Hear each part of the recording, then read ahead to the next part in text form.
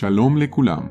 Es un gusto saludarles otra vez. Soy Eliyahu Shem Ben Abraham y este es el podcast Aleph Tab, el que fue, el que es y el que ha de venir.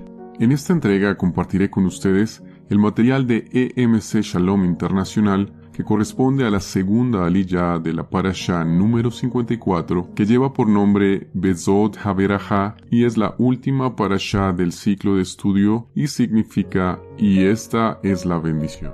Esta aliyah la podemos encontrar en el libro de Devarim o Deuteronomio capítulo 33, versículos 8 al 12. Como siempre y antes de empezar, agradecemos a la gloria del loado en santidad, quien exhibió públicamente a las huestes y potestades en el madero, venciendo a la muerte en su resurrección, quien triunfó y nos da la victoria en el Mashiach Yeshua, al ofrecernos esa misma resurrección cuando permanecemos unidos al gran Yo Soy, la vid verdadera. Es ahí cuando damos fruto, porque separados de Él estamos destinados a ser ramas secas e inservibles que serán cortadas de manera inminente y echadas al fuego para ser quemadas. Y oramos así: Baruch ata Adonai Eloheinu melech haolam asher bahar banu mikol ha'amin benatan lanu et torato Baruch ata Adonai noten haTorah. Amén. Bendito eres tú, Adonai, Elohim nuestro, Rey del universo, quien nos escogiste entre las naciones para entregarnos tu Torah, y bendito eres, Rey eterno, dador de la Torah. Te damos gracias, eterno, fuente de vida y justicia, lámpara a nuestros pies y lumbrera en nuestro camino. Sea tu voluntad y elevados designios, por el poder de tu Ruach HaKodesh, trayendo entendimiento y revelación a tu pueblo santo y obediente, y trayendo también convicción de pecado, justicia y juicio, porque como dice en tu palabra en Johanán capítulo 16, versículos del 8 al 11, de pecado porque no creyeron que eras el único Mesías Salvador, de justicia porque al no entender la dimensión del milagro sobrenatural que solo tú podías efectuar por medio del sacrificio que hiciste al morir y resucitar para redimir a la nación hebrea y santa de un Israel íntegro, dispersa y lejos de las promesas, y de juicio por cuanto el príncipe de este mundo ha sido ya juzgado. Todo esto haciendo vigente la oferta de salvación para el Hijo pródigo, las 12 tribus de Israel y su descendencia asimilada en las naciones, retornándolo al pacto y estatutos y preparándolo como la novia sin arruga para las bodas del Cordero en un Sucot cercano, y con ello renovando el pacto perpetuo que siempre ha existido, excepto por el templo y los sacrificios de animales, porque tú eres el único sacrificio, el único y verdadero Cordero inmolado, que tomaste ese lugar una vez y para siempre, para llevar ahí nuestras transgresiones y así expiar nuestra maldad, para convertirte en el tabernáculo indestructible junto con su nación santa y real sacerdocio que te sigue, que entiende lo importante de la observancia a tus misbot, a tus mandamientos, por amor y rendición a tu nombre, que es sobre todo nombre, ante el que toda rodilla se postrará y reconocerá tu señorío. Los obedientes con sumo gozo, pero los negligentes con horror y vergüenza. Ayúdanos, gran Yo Soy, a ser instrumentos de la misma compasión que has tenido con nosotros, para que seamos más los que entren por tu puerta de la nueva Jerusalén, Yeshua HaMashiach, que a quienes nos acercamos vean el reflejo de tu carácter justo y bondadoso, que antes de ver la paja en el ojo ajeno, escudriña primero en la raíz y efectos de la propia viga, y que todos podamos comprender como Israel sabio y diligente lo que nos hace cercanos o distantes a ti, el privilegio de pertenecerte, la protección y beneficios que vienen como consecuencia de amarte con buenas obras y obediencia, y fruto del valor excelso que le damos a la preciosa salvación que nos regalaste y en obediencia a tus estatutos y ordenanzas. Por favor, glorioso y poderoso, que derribas a los enemigos de tus siervos fieles, confiamos a ti nuestras vidas. Permítenos discernir con sabiduría lo que por nuestra causa está ocupando tu lugar de distinción. Quizá los asuntos relacionados con el dinero sea el tiempo que ocupamos en pensar en lo que hacemos con él o la misma necesidad del mismo. Nuestros anhelos personales o profesionales o cualquier cualquier otra causa que nos quita el sueño, que solo tú, Rey, de lo que vemos y no vemos, de lo que entendemos y no entendemos, de lo que percibimos y no percibimos, Leolam Vaed, acudamos a tu refugio seguro en todo tiempo, nada más seguro y confiable que tú, ya que siempre extiendes tu brazo de justicia y en donde podemos construir un futuro virtuoso e intachable. De tu mano, oh Rey, observando y procurando cumplir con diligencia, sin excusas y principalmente con amor a tus decretos. Ninguna tormenta puede sobrevenirnos y destruirnos cuando nos refugiamos en ti. Sin embargo, aquellos que andan sin Elohim o con el que moldearon a su conveniencia o interpretación deberán siempre ir con cautela, porque al confiar en la aprobación del mundo, sus logros y méritos están fuera de cobertura y de pacto. Cuando te dan la espalda a ti, quien añora guiarnos por tu senda a la mejor versión posible de nosotros, pero por su ceguera y necedad van rumbo a ser aniquilados y a la autoexclusión de la Eretz prometida. Vivir para ti, oh Melech Kadosh, en este mundo puede parecer un negocio riesgoso, pero son los indiferentes los que están en arenas movedizas y los que prefieren creer en las fuentes oficiales que ofrece este sistema global y alineado en relación a todos los temas: salud, libertad, paz y seguridad, entre otros, y las teologías de reemplazo que confunden y distorsionan el ideal de identidad hebrea y su contexto cultural, tus promesas sobre cada una de las 12 tribus con una imagen sesgada conforme a algunas de las prácticas del judaísmo que tú mismo, Yeshua, siendo judío, reprendías y confrontabas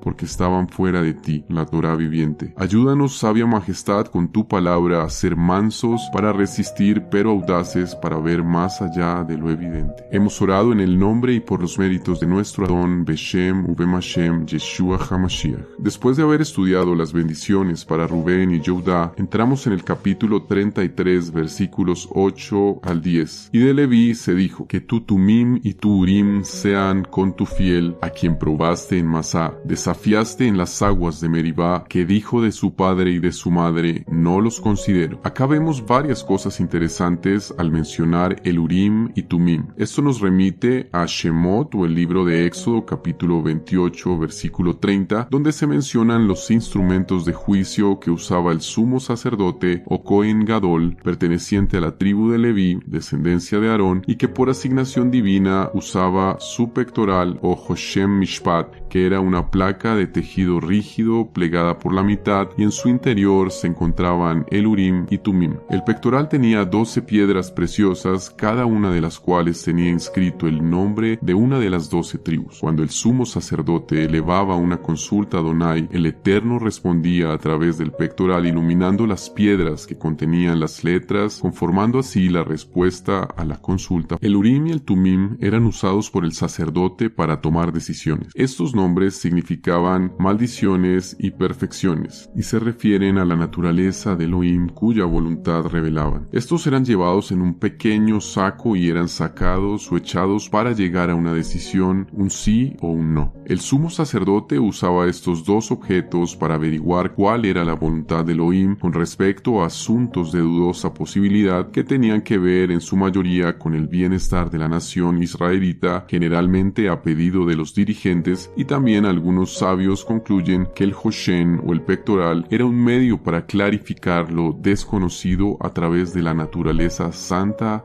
del creador Yud-Hei Vav-Hei. Por otro lado, encontramos la referencia cruzada a Shemot o Éxodo capítulo 17:7, cuando se menciona a Mazá, que significa prueba, y Meribá, contienda, rencilla, en la versión King James Bible como chiding o reprensión. Porque el pueblo de Israel se quejó, probó a Adonai, provocándolo por su queja y deseo por las cosas de la esclavitud anterior en Egipto, y contendiendo en su contra cuando decía: ¿está Yud-Hei Vav-Hei entre nosotros o no? Esto después de haberles dicho que permanecería delante de ellos sobre la peña en Horeb, y que cuando Moshe golpeara la peña saldría de ella agua para que bebiera el pueblo. Y Moshe así lo hizo. Tal vez lo más llamativo de este pasaje es cuando dice que tu Tumim y tu Urim sean con tu fiel. En otras versiones, para tu hombre piadoso. En otra versión, la Kadosh israelita, sus verdades al hombre Kadosh, cuales probaste en Masá, con quien luchaste en la fuente de Meribá. Acá podríamos verlo como lo ven los hermanos Yehudí, que no consideran ni reconocen a Yeshua como Mesías, y algunos que si bien creen en Yeshua como Mesías, no entienden que a él se está haciendo referencia, quien es el Eterno mismo y el sumo sacerdote por excelencia, no por el orden de Leví, sino de Melquisedec, y prefieren interpretar que el pasaje habla de los levitas porque fue la única tribu que no participó del reclamo del pueblo ante la falta de agua, y menos de la adoración al becerro de oro, como lo vemos en Shemot o Éxodo 32, capítulos del 25 al 29. Continuando nos dice el texto: a sus hermanos no tomó en cuenta, ignoró a sus propios hijos, tus preceptos solamente observaron y guardaron tu alianza. Ellos le enseñarán tus leyes a Jacob y tus instrucciones a Israel.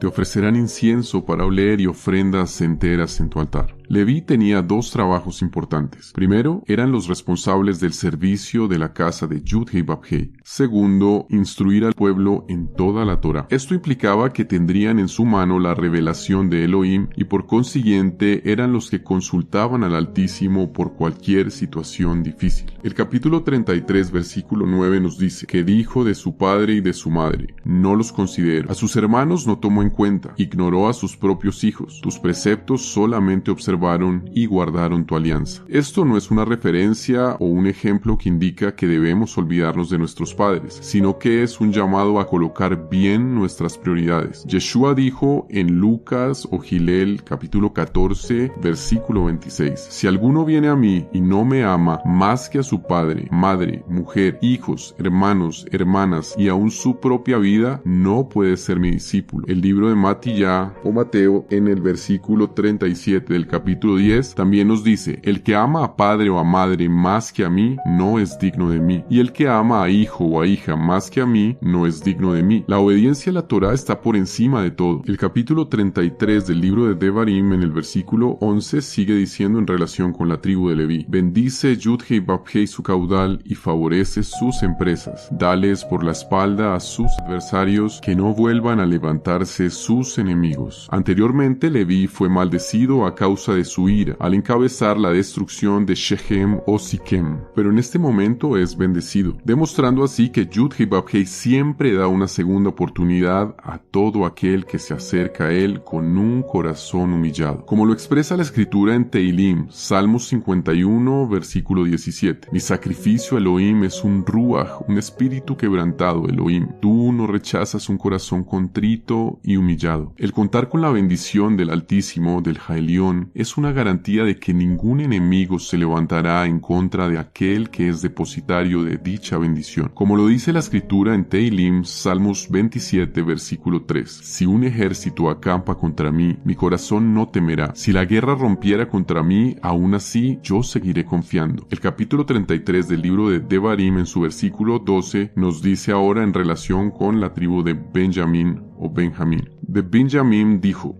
amado de Yud-Hei Vав-Hei, reposa seguro a su lado. Él siempre lo protege mientras reposa entre sus hombres. Una bendición especial fue derramada sobre Benjamín, puesto que fue el único de los hijos de Jacob que nació en Israel. Además de que fue el único de estos, los hijos de Jacob, que no participó en el complot contra Yosef, y fue el que trajo alegría a su padre. Por eso es llamado amado de Yud-Hei Vав-Hei, por lo que cuenta con su protección. De hecho, el templo fue construido en su territorio. De esta tribu salió el Rab Shaul o Pablo de Tarso. Gracias por acompañarnos en el estudio de esta segunda aliyá de la Parashá Bezot Haberajá. Shalom Shalom, amados, y nos encontramos en otro episodio de Aleph Tab, el que fue, el que es y el que ha de venir.